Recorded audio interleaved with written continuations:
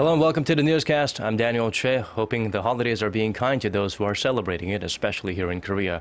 Well, if you're a part of the Lunar New Year exodus and still out on the roads, this is not your day. According to the Korea Expressway Corporation, traffic flow on most major expressways are at its slowest since the eve of this holiday period.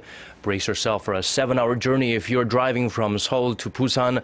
It'll take 5 hours and 20 minutes to get to Gwangju from Seoul. If you're leaving the capital for Mokpo, enjoy your 5.5-hour road trip. Departing from Seoul-bound, Seoul and bound for Daegu, it'll take you 6 hours and 10 minutes. Seoulites headed for Gangneung are in luck. It should only take you about 4.5 hours behind the wheel to get there. Similar conditions are estimated for most Seoul-bound expressways as well. Millions across the nation are observing the Lunar New Year in Korea on this Thursday. But for Koreans, peacekeeping troops overseas, the traditions of this holiday are being shared far from home in different ways. Our Kim Young-gil tells us how the troops are spending this holiday abroad. Korea's ARC unit troops are performing special military operations in the Middle East, parachuting out of an airplane onto hot sandy dunes far below. They were first dispatched to the United Arab Emirates in 2010 to hold combined warfare drills with UAE troops. They have since helped to enhance cooperation and bilateral relations between the two countries. Another peacekeeping force, the Cheonghae unit, is fighting pirates off the waters of Somalia and performing drills across the Gulf of Aden. They may be on guard, but it is their Lunar New Year for them as well. During their downtime, these homesick soldiers gather on the ship's deck to play Yunori, a traditional Korean New Year's game. Over in South Sudan, Korea's Hanbit troops are reconstructing buildings as part of humanitarian aid.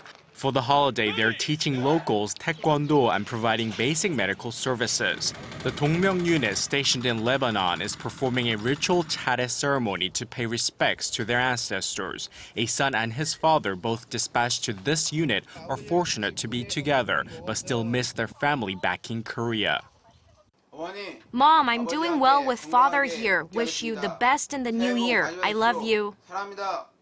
As the nation happily celebrates the new year, it should be remembered that Korea's peacekeeping forces are working far from home to ensure peace and safety for future holidays to come. Kim Young-gil, Arirang News. The Lunar New Year holiday is being celebrated in many countries across Asia.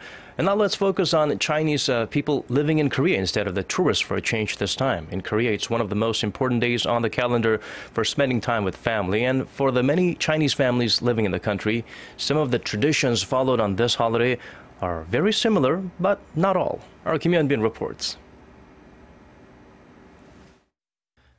Lunar New Year, or Seollal as it's known in Korea, is a time when many Korean families head back to their hometowns to spend some quality time with their relatives.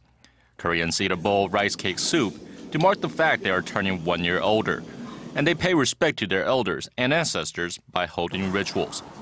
The festive period is not only celebrated in Korea. Chinese people also mark the turning of the lunar calendar. The Chinese and Korean Lunar New Year holidays are very similar. It's the time of the year when families get together.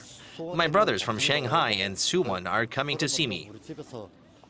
It's estimated that during the 40-day travel period in China, there will be around 2.8 billion trips taken by cars, buses, trains, and planes as people head back to their hometowns. Seems pretty similar so far, right? Well, there are some differences between Korea and China, most notably in terms of what people eat, to try and ensure they have some good luck in the months ahead. Koreans eat rice cake soup, dokguk, for Lunar New Year, but Chinese eat dumplings. They eat dumplings that are the same shape as traditional gold called wonbo. Eating dumplings is believed to bring prosperity and health to your family. While most Korean families should get to see each other over the holiday period, many Chinese people living in Korea will have to make do with a phone call to their relatives back home. My parents are in China. My siblings and I are here to make money. One of my sisters is taking care of my parents as their health is fading. She will celebrate with them. We are in Korea to make money to send back to China. Lunar New Year, whether it'll be Korea or China, is a time for family and togetherness. So if you are fortunate enough to have time with your loved ones, spare a thought for those who are not so lucky. Kim Hyun-bin, Arirang News.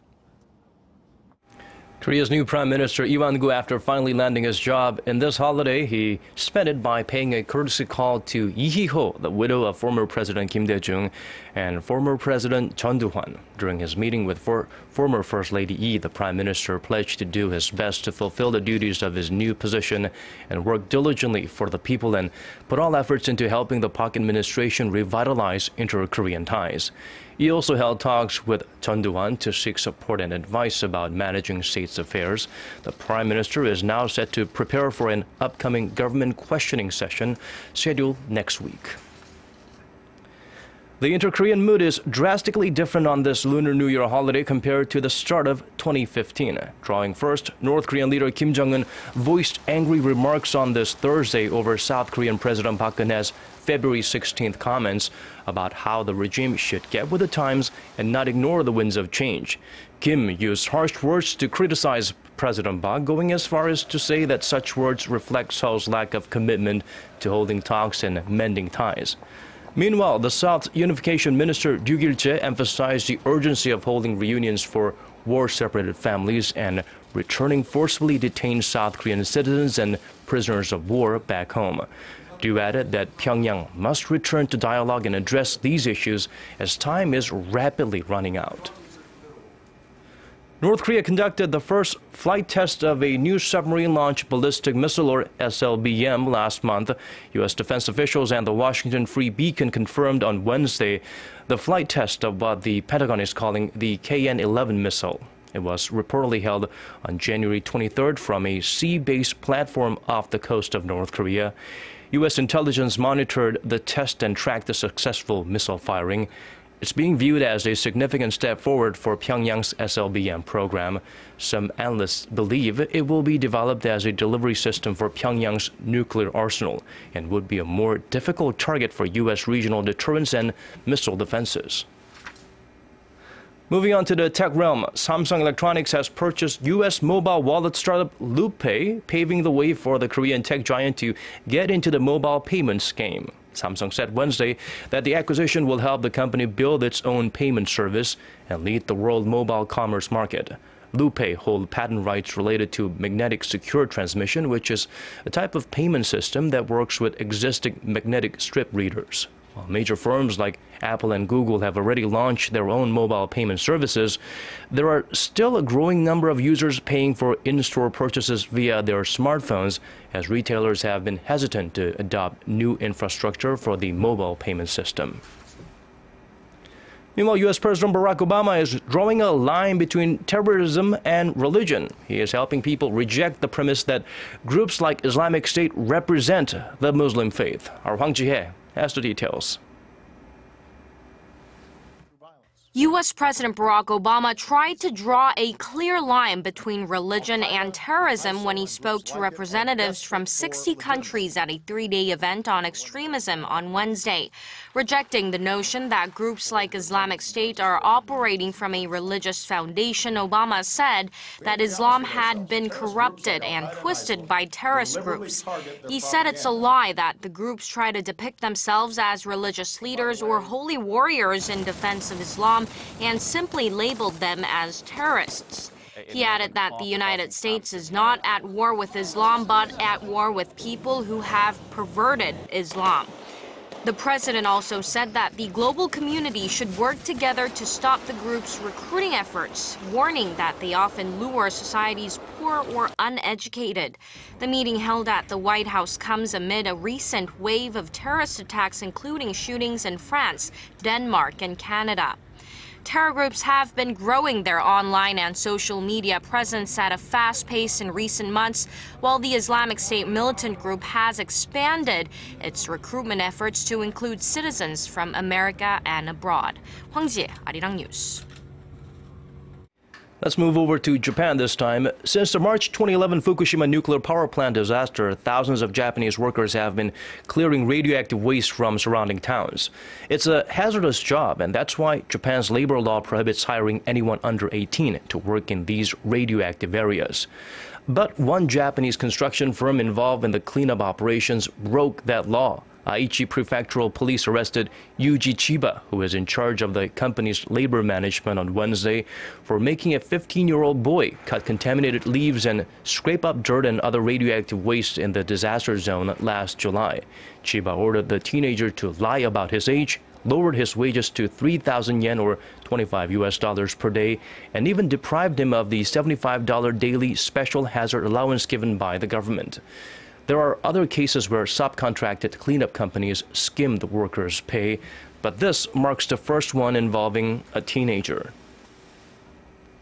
And now let's check out the weather conditions. Warmer weather, free of rain, awaits those looking to spend some time outdoors on Friday. Temperatures will hover around 0 in the morning, but the mercury will gradually climb up to 9 in the capital. For those who will be behind the wheel early in the morning, be careful as some haze is expected. Let's check out the weather conditions outside of Korea, around the world.